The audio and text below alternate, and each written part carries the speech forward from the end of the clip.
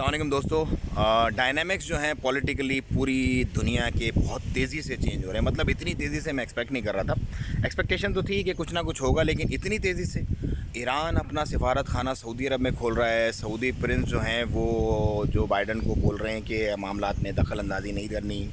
Russia ने चढ़ाई मारी हुई है, नेटो सारी आगे पीछे हुई है। इस तमाम के बीच जो मरकज़ी किरदार होगा ना, वो होगा पाकिस्तान। क्योंकि पाकिस्तान के पास इस वक्त दो चीज़ें हैं जो किसी और इस्लामी ममालिक के पास नहीं है, इस्लामी मुल्क के पास। नंबर एक गौरी शाहीन बाबर, नंबर दो इमरान खान।